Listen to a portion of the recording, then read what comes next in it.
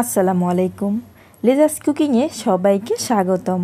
আমন্ত্রণ জানাচ্ছি আমার নতুন একটি এপিসোড দেখার জন্য। আজকে আমি তৈরি করব ঈদ স্পেশাল লাচ্ছা সেমাইয়ের বরফি। আশা করি আমার আজকের রেসিপিটি আপনাদের কাছে ভীষণ ভালো লাগবে। আর ভালো লাগলে আমার চ্যানেলটি সাবস্ক্রাইব করে ফ্রেন্ডস অ্যান্ড ফ্যামিলির সাথে শেয়ার করবেন। আর পাশে থাকা বেল বাটনে ক্লিক করে রাখবেন আমার পরবর্তী ভিডিও নোটিফিকেশন পাওয়ার জন্য। আর ভিডিওটি দেখা শুরু করার আগে অবশ্যই একটি লাইক দিয়ে তারপর দেখা শুরু করবেন। তো এর জন্য চুলায় একটি প্যান বসিয়ে দিয়ে দিয়েছি ঘি। আর ঘি আমি এখানে 2 টেবিল চামচ পরিমাণ দিয়েছি। আর আপনারা আপনাদের সেমাইয়ের পরিমাণটা বুঝে আরও কম বেশি করেও এই ঘি অ্যাড করে দিতে পারেন। ঘিটা যখন একটু গরম হয়ে আসবে ঠিক সেই পর্যায়ে এখানে আমি 1 প্যাকেট লাচ্ছা সেমাই দিয়ে দিচ্ছি। আর সেমাইটা দিয়ে এই ঘিয়ের সাথে সেমাইটা কিন্তু খুব ভালো করে মিক্স করে নিতে হবে। এরপর এই সেমাইগুলোকে খুব ভালো করে ভেজে নিতে হবে। আর এই সেমাইগুলো যত ভালোভাবে ভাজা হবে সেই সেমাইয়ের বরফিটা কিন্তু তত বেশি টেস্টি হবে। আমি অনেকটা সময় নিয়ে কিন্তু এই সেমাইগুলোকে ভেজে নিয়েছি। আর সেমাইটা যখন এরকম একটু লালচে কালার হয়ে আসবে ঠিক সেই পর্যায়ে এখানে আমি 1/2 কাপ চিনি দিয়ে দিচ্ছি। আর মিষ্টিটা আপনারা কীরকম খান সেই পরিমাণটা বুঝে আরও কম বেশি করেও অ্যাড করে দিতে পারেন। তবে আমার কাছে মনে হয় 1 প্যাকেট লাচ্ছা সেমাইয়ের জন্য 1/2 কাপ চিনি যথেষ্ট। এবার এখানে অ্যাড করে দিচ্ছি 1/2 কাপ পরিমাণ লিকুইড দুধ। আর এই দুধটা দিয়ে খুব ভালোভাবে এই সেমাইয়ের সঙ্গে মিক্স করে নিতে হবে। আর এই 1/2 কাপ দুধেই কিন্তু এই সেমাইটা খুব ভালোভাবে রান্না হয়ে যাবে।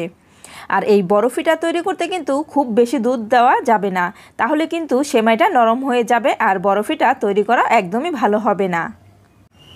কিছুক্ষণ রান্না করার পর সেমাইটা ঠিক যখন এরকম হয়ে আসবে ঠিক সেই পর্যায়ে এখানে অ্যাড করে দিচ্ছি 1/2 কাপ পরিমাণ গুঁড়ো দুধ। আর এই গুঁড়ো দুধটা কিন্তু অবশ্যই দিতে হবে, এতে এর টেস্টটা 1000 গুণ বেড়ে যাবে। গুঁড়ো দুধ দিয়ে আমি আরও ভালো করে মিক্স করে নিচ্ছি। এবার কিন্তু এই সেমাইটা একদম ঝরঝরে হয়ে যাবে। আর এই গুঁড়ো দুধটা কিন্তু খুব ভালো করে মিক্স করে নিতে হবে। সেমাইগুলো যদি দলা পেকে যায় তাহলে কিন্তু দলাগুলোকে খুব ভালো করে ছাড়িয়ে দিতে হবে। তো সেমাইয়ের সঙ্গে গুঁড়ো দুধটা কিন্তু খুব ভালো করে মিক্স করে নেওয়া হয়ে গেছে।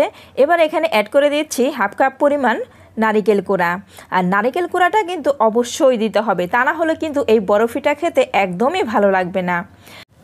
যারা সেমাইয়ের মধ্যে এই নারকেল কোড়াটা দেওয়া পছন্দ করেন না তারা কিন্তু চাইলে অ্যাভয়েড করতে পারেন। আর আমার কাছে কিন্তু এই নারকেল কোড়াটা সেমাইয়ের সাথে দিলে ভীষণ ভালো লাগে, সেজন্য আমি এখানে অ্যাড করে দিয়েছি। সেমাইটা কিন্তু একদম পুরোপুরি রেডি। এবার একটি সার্ভিং বলের মধ্যে সেমাইগুলোকে ঢেলে নিচ্ছি। আর এই সেমাইগুলো কিন্তু একটু গরম থাকা অবস্থাতেই এই সেমাইয়ের বরফিটা তৈরি করে নিতে হবে, একদমই ঠান্ডা করা যাবে না, ঠান্ডা হলে কিন্তু এই বরফিটা তৈরি হবে না।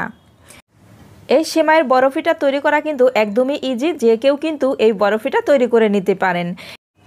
এই ঈদে লাচ্ছা সেমাইয়ের এরকম একটি বরফি থাকলে মন্দ হয় না, সবাই কিন্তু ভীষণ পছন্দ করবে। আর বিশেষ করে বাচ্চারা কিন্তু এই বরফিটা ভীষণ পছন্দ করবে।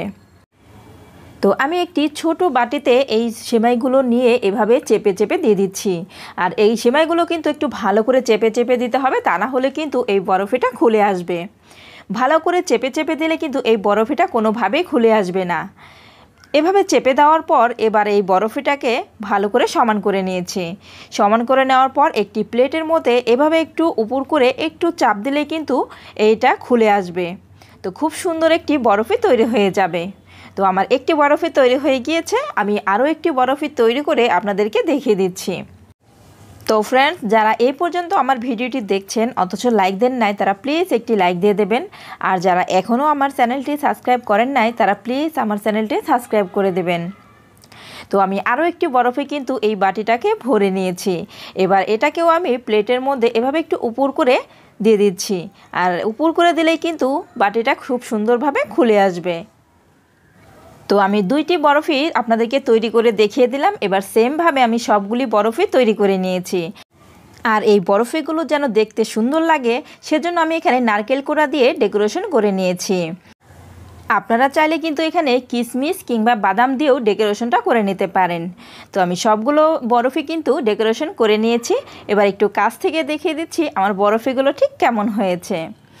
তো ফ্রেন্ডস, আমার আজকের রেসিপিটি আপনাদের কাছে কেমন লেগেছে অবশ্যই আমাকে কমেন্ট করে জানাবেন।